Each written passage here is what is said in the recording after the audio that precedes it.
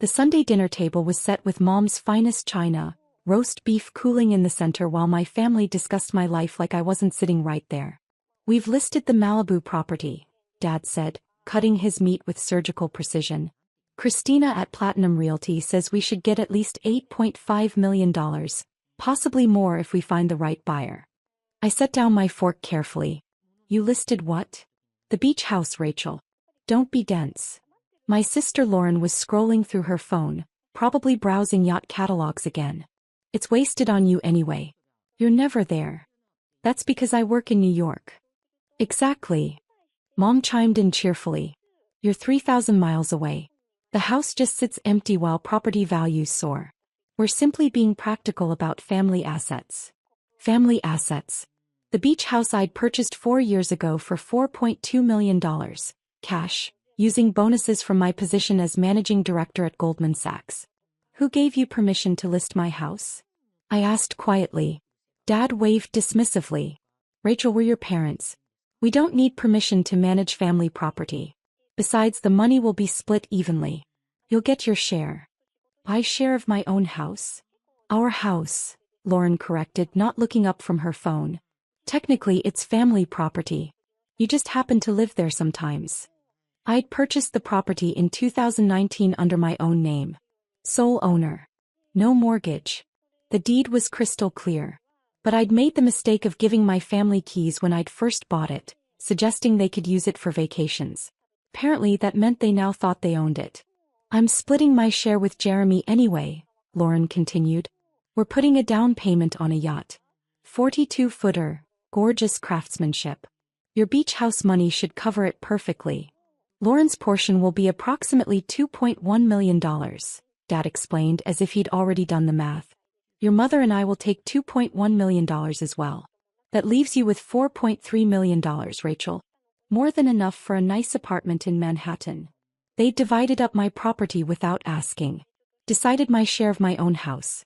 Planned spending my money before the sale even happened. "When did you list it?" I asked. "This morning. Christina has showings scheduled for Tuesday and Thursday. She's very optimistic, says beachfront properties are selling in days right now." Mom beamed. "This could solve everyone's financial issues." "What financial issues?" "Well, your father's retirement account took a hit last year. And Lauren's business." "My boutique is an investment," Lauren interrupted. "It's going to be huge. I just need capital to expand." Lauren's boutique had been about to be huge for 3 years while bleeding money monthly. Dad's retirement had taken a hit because he'd made spectacularly bad investment decisions. And Mom wanted a kitchen remodel she couldn't afford. So they decided to sell my house. I pulled out my phone, texting my real estate attorney. "Family listed my Malibu property without authorization. Need immediate cease and desist to Platinum Realty. Also need you at the property Tuesday morning for the scheduled showing. James on it. This is going to be memorable."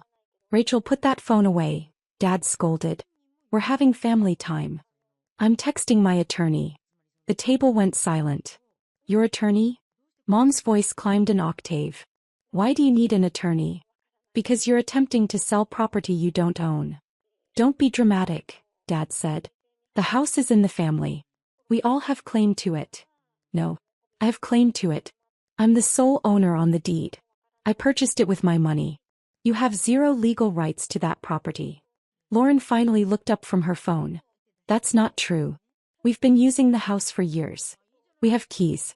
We've stayed there dozens of times." "That makes you guest. Not owners." "Dad said when you bought it that it was for the whole family," Lauren insisted. "I have texts where you said we could use it anytime." "Using it and owning it are different things. You can't sell a house you don't own." "We'll see what Christina says," Dad said confidently. "She's handled multimillion-dollar properties for 30 years. I'm sure she understands family property laws better than you do." I smiled. "I'm sure she does." Tuesday morning I flew to Los Angeles. James met me at the Malibu house at 9 a.m.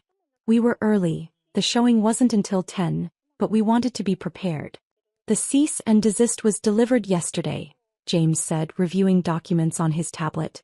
"Christina Williamson at Platinum Realty acknowledged receipt but claims she has authorization from the property owners, your parents, to proceed with the sale."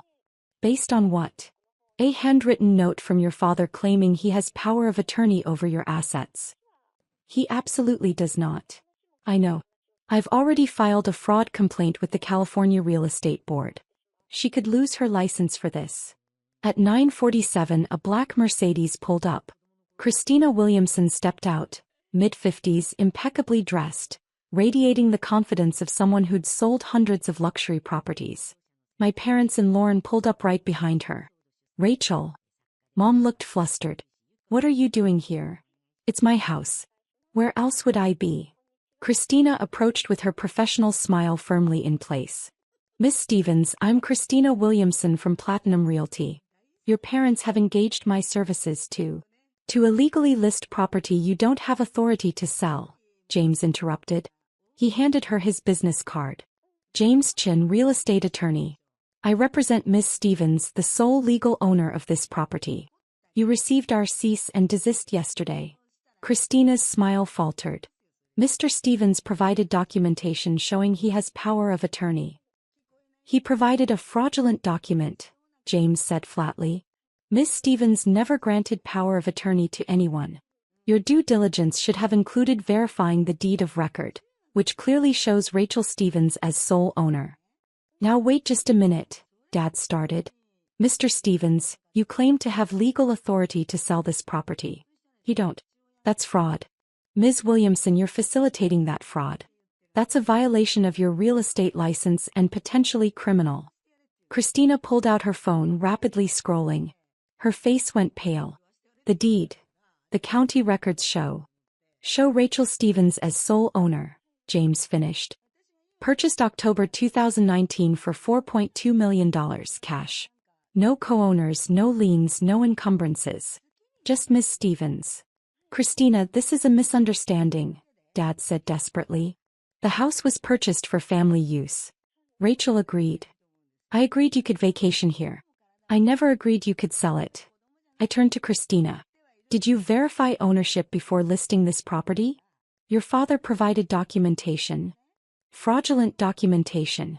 Did you check the actual deed? Her silence was answer enough. You listed an $8.5 million property without verifying the owner, James said. That's gross negligence at minimum. You have potential buyers scheduled to view property you have no authority to show. Miss Stevens could sue you for damages. The real estate board will almost certainly investigate. Rachel, please, Mom said, tears starting. We're family. We can work this out. You tried to sell my house without asking me.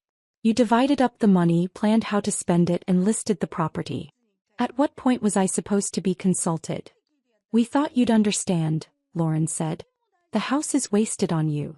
It's mine. That's all that matters. My house. My money. My decision. A silver Bentley pulled up to the curb.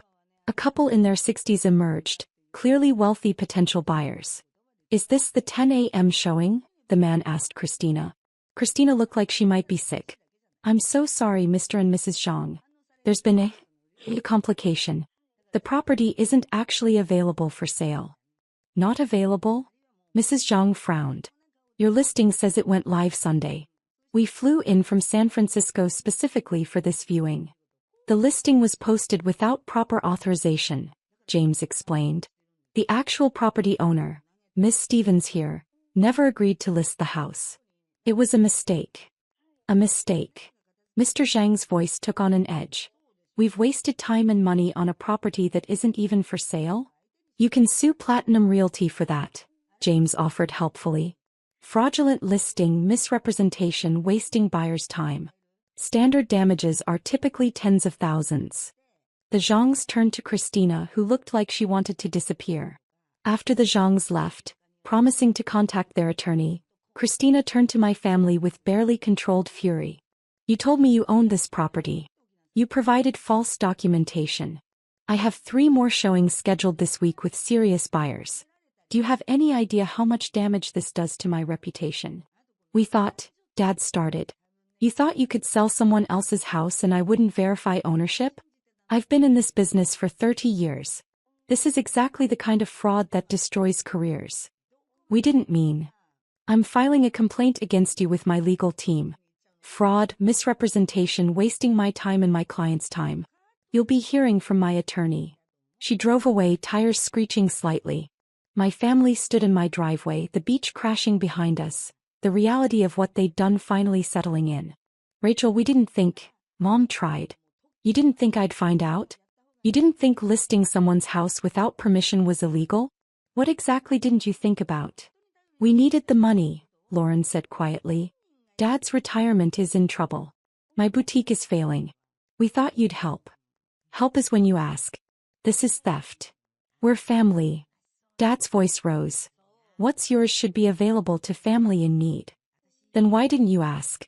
Why didn't you call me and say you needed financial help? Why go straight to illegally listing my property? Silence. Because you knew I'd say no, I answered for them. Because you knew I'd tell Lauren to close her failing boutique. I'd tell Dad to accept the consequences of his bad investments. So instead you tried to steal my house and divide up the money before I could stop you. What happens now?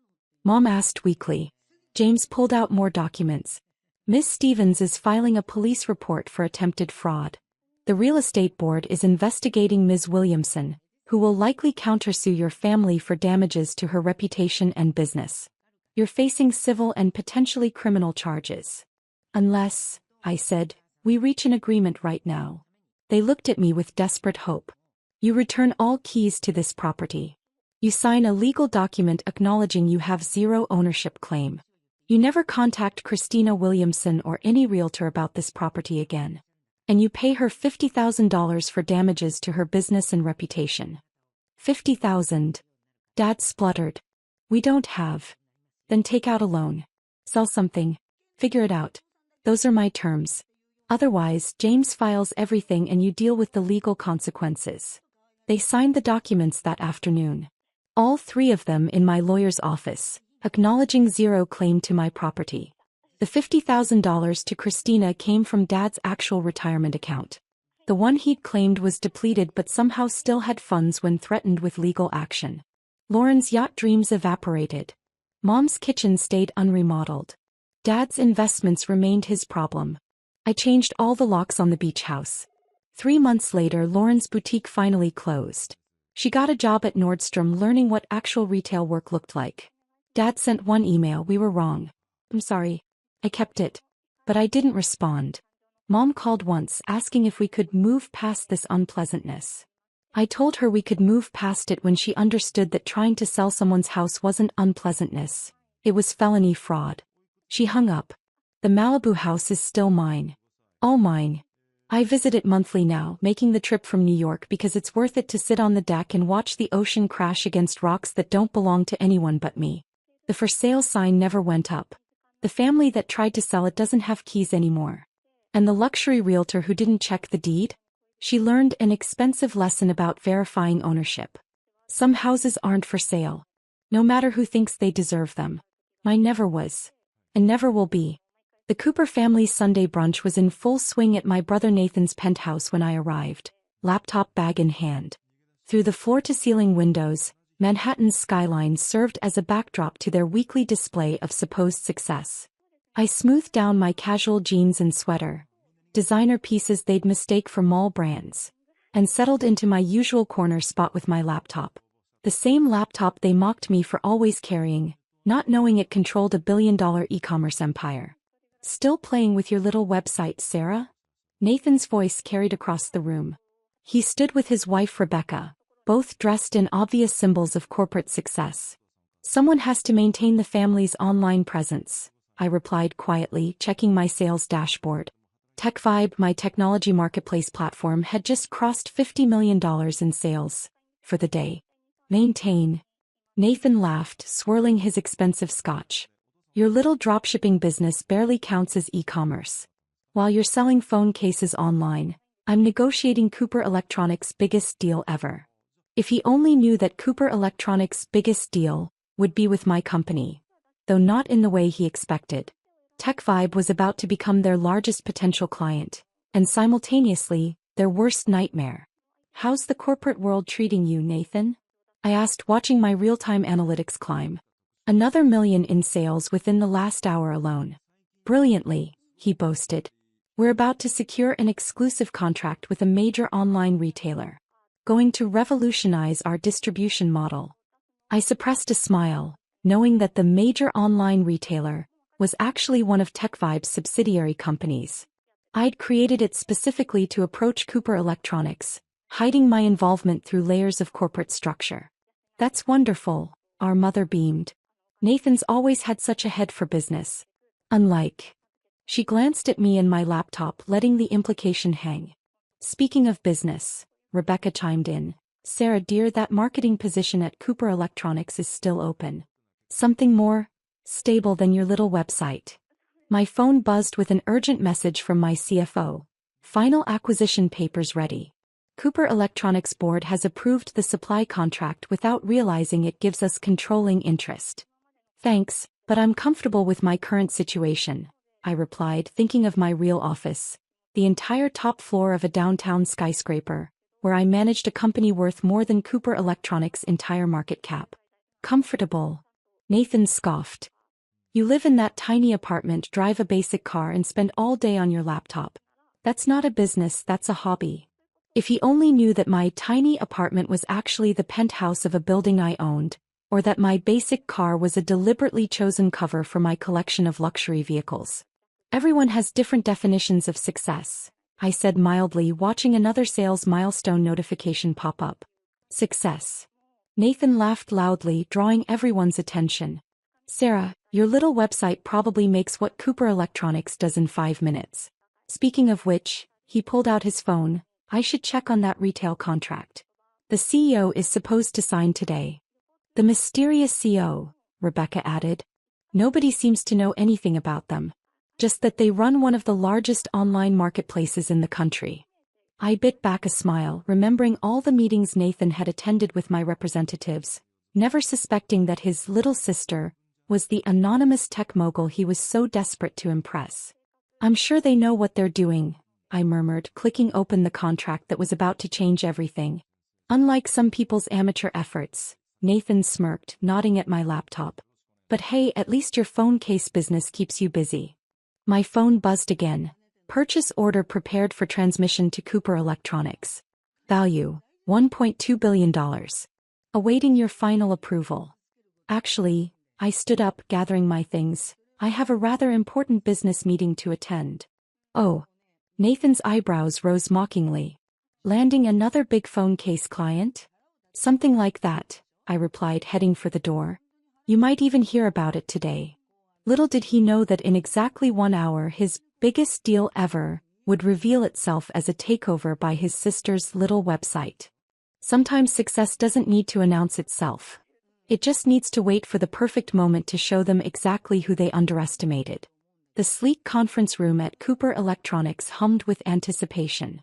Through the glass walls, I watched Nathan straightening his tie repeatedly, preparing to meet the mysterious CEO of what he thought was just another online retailer. The purchase order is ready, my CFO whispered, handing me the final documents. Once transmitted, it triggers the ownership transfer clauses they didn't read carefully enough. I nodded, thinking of all the family brunches where they dismissed my amateur business acumen. Send it precisely at 2 p.m. I want Nathan to receive the notification during his big meeting. Miss Cooper, my assistant appeared. Your brother's executive team is assembled. They're expecting the CEO of Nextech Retail. Perfect, I smiled, smoothing down my now impeccable Chanel suit. Gone were the casual clothes from brunch. Let's show them who they've really been negotiating with. Through the glass, I could see Nathan boasting to his board members. The largest purchase order in company history, he was saying. This deal will double our market cap overnight. If he only knew that TechVibe had been secretly acquiring Cooper Electronics shares through Nextech Retail for months. That his historic deal was actually the final piece of my takeover strategy. My phone buzzed. Breaking news alert. TechVibe founder reveals identity ahead of major acquisition. It's time, I told my team, gathering the documents that would change everything. The Cooper Electronics boardroom fell silent as I walked in. Nathan's triumphant smile froze, then crumbled as confusion set in. Sarah, he stammered. What are you doing here? We're waiting for Nextech as Sue. Actually, I moved to the head of the table, his seat, and open my laptop. Next Tech Retail is a subsidiary of TechVibe. My company. Your company? Rebecca's voice cracked from her seat beside Nathan. You mean your little website? Nathan laughed nervously. Sir, this is $1 billion deal. Please don't embarrass me. Right on cue, phones around the table began buzzing. The purchase order had been transmitted. I watched as Nathan's face drained of color while reading the sender's information. From Sarah Cooper to TechVibe Global. This is impossible, he whispered. Is it? I pulled up TechVibe's real metrics on the boardroom screens. While you thought I was selling phone cases, I built the largest technology marketplace in North America. Next Tech Retail was just one of many companies I created to approach Cooper Electronics. But your little apartment, your basic car? Appearances can be deceiving, brother dear. Something Dad taught me before he died. The best deals are made when they don't see you coming. The board members were frantically reviewing the purchase order, their expressions shifting from shock to understanding as they realized the full scope of what had happened. The contract you signed last week, I continued, didn't just secure a distribution deal. It gave TechVibe controlling interest in Cooper Electronics. Perhaps you should have read the fine print more carefully. Nathan grabbed the documents, his hands shaking. This isn't legal. You can't. Actually, I can. And I did. I smiled, thinking of all the times he'd mocked my online business. Your little sister just acquired Cooper Electronics for $1.2 billion. Though given your recent management decisions, I probably overpaid.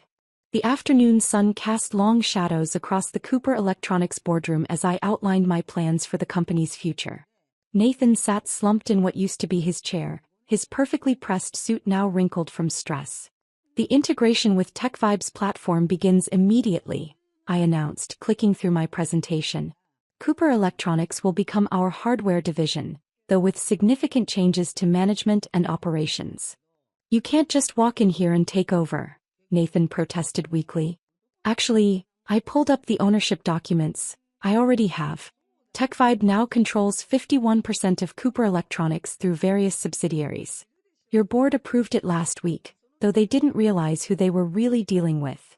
Rebecca's designer handbag slipped from her lap as she saw the real numbers behind my little website.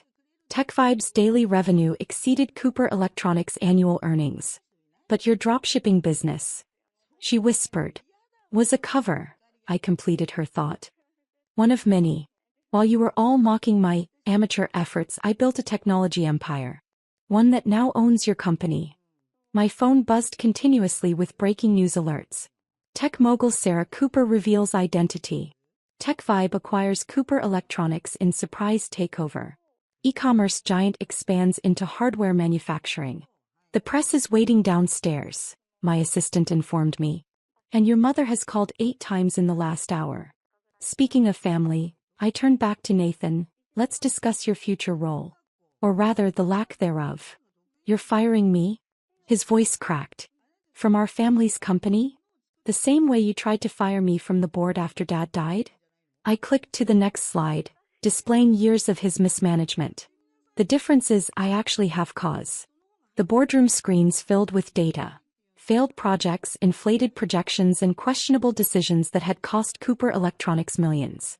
You've lost market share in every major category, I continued. While focusing on your corporate image, you forgot about actually running the business. We can fix this, Nathan pleaded. As a family. Family. I laughed softly. Like when you told investors my online business was a joke. Or when you advised our cousins not to invest in TechVibe's first funding round. I distributed folders to each board member. Inside you'll find 2 options. Option 1. Accept TechVibe's integration plan, including complete management restructuring. Option 2. I sell my controlling interest to our biggest competitor. They're offering a premium, though they'll probably eliminate most positions. The board members began reviewing the documents, their expressions shifting from shock to resignation as they realized the truth about their company's situation. You've been planning this for years, Nathan realized, his voice hollow. Ever since you dismissed my e-commerce ideas as playing with websites, I confirmed. While you were busy mocking my business model, I was learning yours. Every weakness. Every vulnerability. Every opportunity you missed because you were too arrogant to see it. My phone buzzed with another message, this time from our mother. Just saw the news. Why didn't you tell us about Tech Vibe? Would you have believed me? I typed back thinking of all the family brunches where they'd dismissed my work. By sunset I stood in my real office, the top floor of Tech Vibe Tower, watching the city lights come alive. The acquisition was complete. Cooper Electronics was mine. The transition team is ready, my CFO reported. And Nathan's office has been cleared out. Where would you like your new headquarters? Keep them separate, I decided. Tech Vibe stays here. Cooper Electronics can become our hardware division, after some significant upgrades to both their technology and their culture. My phone hadn't stopped buzzing with messages from family members. Some angry, some congratulatory, all too late. One from Nathan caught my eye. I understand now. Why you kept everything hidden. You were building an empire while we thought you were playing with websites. The next morning I walked into Cooper Electronics, my new acquisition. Employees who had once ignored me scrambled to attention. Board members who had dismissed my business acumen now waited nervously for meetings. As I settled into my new office, formerly Nathan's, I picked up the nameplate he'd left behind, Nathan Cooper CEO. Beneath it sat my new one, Sarah Cooper CEO, Tech Vibe Global and Cooper Electronics.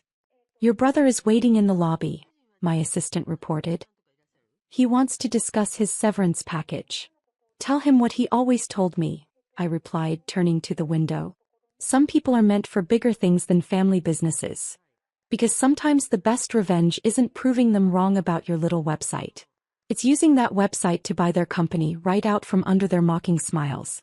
Success, after all, doesn't need to be flashy. Sometimes it just needs to be final.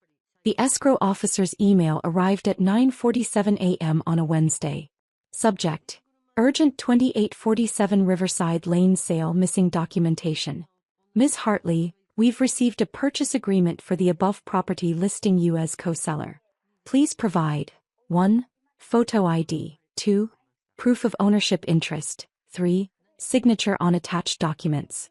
Closing scheduled for June 15th. Time sensitive. I stared at my screen. 2847 Riverside Lane. My mother's house. The house she'd left to me when she died 18 months ago. The house I'd been slowly cleaning out room by room, unable to bring myself to sell it yet. The house my brother Daniel apparently just sold without telling me. I called the number in the email signature. This is Jessica Hartley. I just received your email about Riverside Lane. Oh good. The escrow officer, Sandra Chin, according to her signature, sounded relieved. Your brother said you were traveling and hard to reach. The buyers are eager to close. It's a development company, they're paying cash $1.2 million. Can you come in today to sign? Sandra, I need you to stop this transaction immediately. Pause. I'm sorry. My brother doesn't have authority to sell that property. I'm the sole heir. He has no ownership interest. The pause stretched longer. Ms. Hartley, your brother signed the purchase agreement as co-heir. He provided a copy of the will stating you and he inherited jointly. He's already received his half of the earnest money, $60,000. My office suddenly felt too small. What will? I'm looking at it now. Last will and testament of Margaret N. Hartley. Dated March 2022. States that all property is to be divided equally between children Daniel Hartley and Jessica Hartley. That's not my mother's will, I said quietly. I have her actual will. Notarized, filed with probate court. She left everything to me. Sandra's voice shifted into professional crisis mode. I need you to come in immediately. Bring your probate documents. All of them. The ghost ledger. I'd been the one who found Mom after her stroke. I'd been the one who made the hospital decisions, planned the funeral, paid for everything because Daniel was between jobs again. I'd been the one sorting through 50 years of accumulated life. Mom's recipes in her handwriting. Dad's old tools still hanging in the garage. Photo albums from before Daniel started stealing from her purse in high school. Daniel had visited once during Mom's final year. Once. 30 minutes on Christmas, late, already drunk, asking if she'd updated her will yet. She'd had the will revised in March 2022, 6 months before she died. She'd called me to her hospital bed, held my hand with her good hand, the left side still worked, and said, "Everything goes to you. Daniel made his choices." I'd cried. She'd squeezed my hand. "You were here," she said. "That's what matters." Daniel hadn't been at the will reading. He'd sent a text, "Whatever, let me know what I get." What he got was nothing. The will was clear. To my daughter Jessica Hartley, I leave my entire estate, including but not limited to the property located at 2847 Riverside Lane. He'd stopped returning my calls after that. I thought he was just bitter.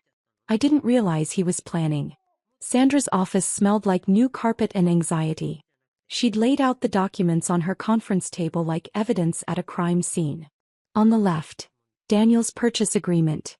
His signature bold and confident on the line marked seller/co-heir. On the right, his forged will. A decent fake, typewritten, professional-looking, notarized by someone named Robert Chin, Notary Public, license number 8847392. I set down my documents. The real will. The probate court order. The death certificate. The title deed showing my name only. Sandra examined each page with the intensity of someone realizing their career might depend on this moment. "The notary on his will," she said finally. "Robert Chin. That's my husband's name." "Is he a notary?" "He's a software engineer. He's never been a notary. That license number is probably fake." She pulled out her phone, typed rapidly. "Notary license lookup. License 8847392 belongs to Robert Chong, active in Los Angeles County. Different person. Different county." She looked up at me. "Your brother forged an entire will." "Yes." "And I gave him $60,000. "Yes." Her hands trembled slightly as she picked up the phone. "I need to call our legal department. And the police. This is fraud. Wire fraud. Forgery. Maybe identity theft." Internal reflection. The inheritance of absence. My brother had been two people my entire life. There was young Daniel, funny, charming, the kid who built elaborate Lego cities and let me play with him. The teenager who drove me to school when mom was working early shifts. The big brother who'd punched Tyler Morrison for making me cry in 7th grade. Then there was other Daniel. The one who started appearing junior year of high school. Who stole $200 from mom's emergency envelope. Who borrowed dad's car and returned it with an empty tank and a dent he never mentioned. Who promised to help with dad's funeral and disappeared for 3 days instead. Other Daniel had eventually consumed young Daniel entirely. By the time mom got sick, there was only the Daniel who showed up asking for money. The Daniel who promised to visit and didn't. The Daniel who'd look mom in her stroke-damaged face and ask when she was updating her will. Mom had loved him anyway. Grieved him while he was still alive. But in the end she'd made a choice. Everything to Jessica. Not because I was better. Because I was there. Daniel had spent 30 years teaching mom that his presence was conditional, transactional, unreliable. So when it mattered, she'd left everything to the daughter who'd shown up. He'd inherited her absence because he'd authored it. But apparently absence wasn't enough. He wanted the house too. Procedural justice. The unraveling. The investigation moved with the methodical thoroughness of bureaucracy detecting an insult to its procedures. Week 1. Escrow company investigation. Sandra's company launched an internal review. How had the forged will passed their verification? Answer: it hadn't. Daniel had provided the document during initial discussions. The actual title search hadn't been completed yet. That happened at week 3 of escrow. Sandra had accepted his story because he'd been convincing. His sister is traveling in Europe, hard to reach. She knows about the sale. We're splitting everything 50-50ths. The company's E&O insurance would cover the $60,000. But Sandra personally flagged every document Daniel had provided. 3 other forgeries emerged. A quitclaim deed with my forged signature, a property authorization letter, a fake power of attorney. Week 2. Probate court verification. The court confirmed my probate filing from 16 months ago. Only one will had been filed. Mom's real will, leaving everything to me. No contest. No other heirs. Pling. The clerk noted, "We get fake wills sometimes. Usually more subtle than this. This one misspells your mother's middle name. It's Ann, not Anne." Daniel had forged an entire will and misspelled our mother's name. Week 3. Title Company Discovery. The title search came back. Property owner, Jessica Hartley. Deed recorded October 2023. No liens. No co-owners. No Daniel. The title officer's note. Mr. Hartley has no ownership interest, past or present. He is not on the deed, not listed in probate, has no legal claim to this property. Recommend immediate halt to transaction. Week 4. Developer response. The development company was surprisingly understanding. Their lawyer. We see fraud attempts regularly. This one was more elaborate than most. We appreciate the escrow company catching it. We'd like to restart discussions with the actual owner, if she's interested in selling. They'd already done environmental surveys, architectural plans, zoning research. They really wanted the property. Maybe, I told their representative. But not at $1.2 million. You've already proven you'll pay that. Let's start at $1.4 million. We settled at $1.35 million. Week 5. Criminal referral. Sandra's company reported to the district attorney. Wire fraud, the $60,000, forgery, the will, attempted grand theft, the property, identity theft using my name, and notary fraud, the fake notary seal. The DA's investigator called me. Your brother deposited the $60,000 into his checking account, then immediately transferred it out. Can you guess where? Gambling. Cryptocurrency. Something called Moon Rocket Token. It's now worth approximately $340. He turned $60,000 into $340 in 3 weeks. Even his theft was incompetent. Daniel's arrest happened at his apartment. The police report noted, subject appeared confused, stated he didn't think it was a big deal, and families work this stuff out. He called me from jail. I let it go to voicemail. The message, Jess, come on. I'm your brother. Mom would have wanted us to share. You know she would have. This is just a misunderstanding. Tell them to drop it. Please. I can't afford bail. Jess, please. I saved the voicemail. Played it for my lawyer. She smiled grimly. That's consciousness of guilt. He knows exactly what he did.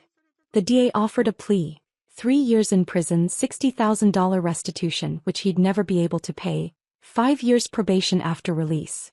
Plus, he'd have to sign a permanent quitclaim on any future inheritance claims. Daniel took it. The alternative was trial with a potential 7-year sentence. Consequences. The permanent record. 3 years. Daniel would spend 3 years in prison for trying to steal from me. For forging Mom's will. For turning her final wishes into a real estate scam. But the consequences radiated outward. His girlfriend left him. Apparently she'd thought the $60,000 was from a consulting job. When she learned the truth, she moved out of his apartment and took the dog. His few remaining friends distanced themselves. One mutual acquaintance told me, I always knew Daniel was sketchy, but forging your dead mom's will? That's a different level. The criminal record would follow him forever. Felony fraud. Even after prison, even after probation, every job application, every apartment rental, every background check would show. Convicted of wire fraud and forgery involving inheritance theft. Mom's house sold to the developers. $1.35 million. After capital gains and legal fees, I netted $1.18 million. I used $200,000 to establish the Margaret Hartley Memorial Scholarship at Mom's alma mater. For nursing students. Mom had been a nurse for 38 years. The scholarship plaque includes her full name, Margaret N. Hartley. Not Anne. Closing. The property developer sent me photos of the groundbreaking. 12 townhomes. Modern, sustainable, designed for young families. They'd kept Mom's old oak tree, 180 years old, right in the center of the property. The landscape architect built the development around it. Community focal point, the project manager said. Great trees tell stories. I visited once during construction. Stood under that oak tree where Mom used to read to me. Where Daniel and I had built a treehouse in 1994. Where Dad had proposed to Mom in 1982, according to family legend. The tree remained. Everything else was changing. Daniel had wanted to sell this property for $600,000. His half of $1.2 million. He'd forged documents, committed multiple felonies, risked prison time, All for money he'd immediately lost to a cryptocurrency called Moon Rocket. I sold it for $1.35 million. Used it to honor Mom's memory. Invested the rest carefully, properly, legally. He'd tried to steal our inheritance. Instead, he'd stolen 3 years of his own freedom. The probate records revealed the truth.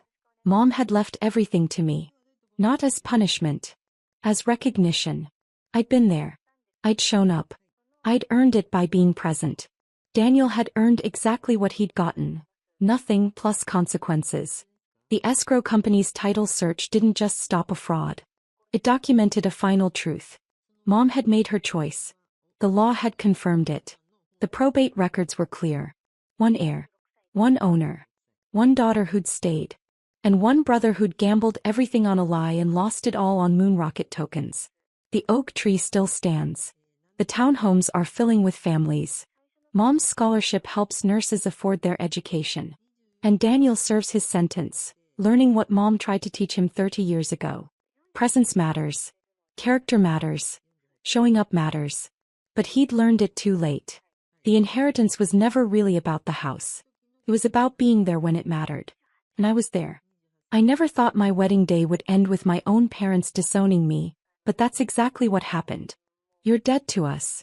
My mother's voice cracked with fury as she stood in our family's lavish living room, her perfectly manicured fingers trembling as she pointed at me. How dare you throw away everything we built for you? I stood there in my simple white dress, the one I'd chosen instead of the $50,000 designer gown they'd insisted on. Next to me, Michael, my then fiancé, squeezed my hand supportively. We'd just announced our plans to get married, thinking my parents would be happy for us. How wrong we were.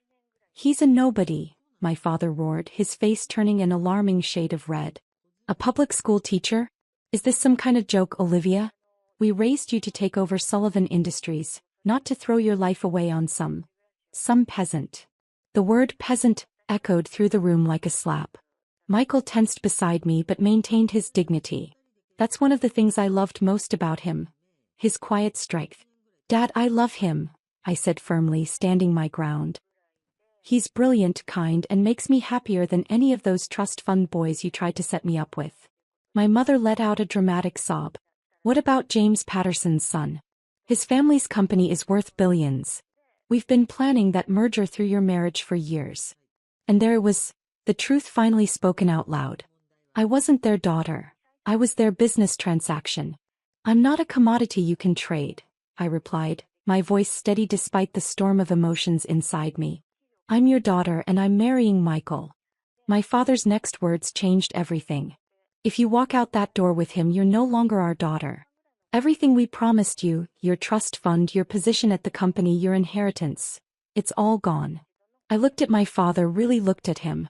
Behind his expensive suit and commanding presence, I saw something I'd never noticed before. Fear. He was afraid of losing control. Keep it all, I said quietly. I never wanted any of it anyway. That night, Michael found me crying in our small apartment. Not because I regretted my choice, but because it hurt to realize your own parents valued their business empire more than their daughter's happiness. We'll be okay, he whispered, holding me close. We have each other and that's what matters. What my parents didn't know, what no one knew, was that I'd been preparing for this moment for years. While they thought I was just their obedient daughter learning the family business, I had been building something of my own. During college, while maintaining the perfect daughter facade, I started my first company under a different name. By the time I met Michael, that company had grown into Phoenix Enterprises, one of the most aggressive and successful venture capital firms in the country. Every decision I made was carefully calculated, hidden behind layers of shell companies and discrete investments. My parents, in their arrogance, never bothered to look into who was quietly buying up shares of their competitors. They were too busy planning my future to notice I was already creating my own. The wedding was small and perfect, just close friends and Michael's loving family. My parents' absence left a hole in my heart, but I refused to let it overshadow our happiness. Michael's mother, a warm-hearted kindergarten teacher, hugged me and whispered, "You're our daughter now." For 2 years we built our life together. Michael continued teaching, touching young lives and making a real difference in our community. I ran my empire from the shadows, growing Phoenix Enterprises into something far more powerful than my parents could imagine. Then came the day I'd been waiting for. Sullivan Industries, my family's precious company, made a crucial mistake. They overextended themselves trying to acquire a promising tech startup, not realizing that startup was one of my shell companies. The trap was set. Now it was time to spring it. I sat in my home office looking at the final papers. One signature would start the process that would bring Sullivan Industries to its knees. Michael brought me a cup of coffee and kissed my forehead. "Are you sure about this?" he asked gently. I thought about my mother's tears, my father's threats, and the way they'd treated the man I loved like he was nothing. "Yes," I replied, picking up my pen. "It's time they learned that money isn't everything." The takeover notice was delivered to Sullivan Industries board the next morning. My father, always first in the office, would be the one to open it. I imagined his face as he read the CEO's name on the document. My name, my real name, and realized that the daughter he'd disowned now held the future of his company in her hands. Sometimes the best revenge isn't served cold. Sometimes it's served with a signature at the bottom of a takeover notice. The morning my father received the takeover notice, I watched it all unfold through the security cameras I'd had installed months ago. Being the major shareholder of the building's management company had its perks. 7:15 a.m. Right on schedule, my father strode into his corner office, his Italian leather shoes clicking against the marble floors. He hadn't changed much in 2 years. Same imposing posture, same air of untouchable authority. He had no idea his world was about to shatter. The envelope sat innocently on his desk, marked Urgent Board of Directors. I held my breath as he opened it, watching his expression shift from mild annoyance to confusion to absolute horror. "Impossible," he whispered, his face draining of color. His hands shook as he reached for his phone, probably calling his lawyers. But it was too late. The documents were ironclad, the takeover inevitable. My mother arrived at 9 a.m., bursting into his office in a flurry of designer perfume and panic. "Harold, please tell me it's not true. The board members are calling me non-stop." I switched on the audio feed, a decision I'd debated but ultimately couldn't resist. "It's her," my father's voice cracked. "Olivia. She's the CEO of Phoenix Enterprises." My mother collapsed into a chair, her perfectly maintained facade crumbling. But she's nothing. She married that teacher. How could she possibly?" "She played us," my father cut in, his voice hollow. "All these years, while we thought we were grooming her for our company, she was building her own empire." The next few hours were chaos. Board members rushed in and out of the office, lawyers huddled in conference rooms, and my parents aged years in minutes as they realized the extent of my control. Phoenix Enterprises didn't just own controlling shares in Sullivan Industries. We owned their main suppliers, their largest clients, and even the building they operated from. Every escape route they might have considered was already blocked. At 2 p.m., my assistant delivered the final blow, an invitation to an emergency board meeting. Location: Phoenix Enterprises headquarters. Time: 4 p.m. sharp. Attendance: mandatory. I chose my outfit carefully that morning. A sharp black suit that cost more than my father's car, but nothing flashy. Michael helped me with my necklace, the simple pearl strand he'd given me on our first anniversary. "Ready?" he asked, his eyes full of support. I kissed him softly. "Thanks to you I am." The boardroom at Phoenix was impressive. All floor-to-ceiling windows and sweeping city views. I sat at the head of the table watching through one-way glass as they filed in. My parents entered last, both looking like they'd walked into their own funeral. When I finally stepped through the door, the silence was deafening. My mother's hand flew to her throat, clutching her signature pearls. My father seemed to have stopped breathing entirely. "Good afternoon," I said calmly, taking my seat. "Let's discuss the future of Sullivan Industries." "Olivia," my father started, his voice barely a whisper.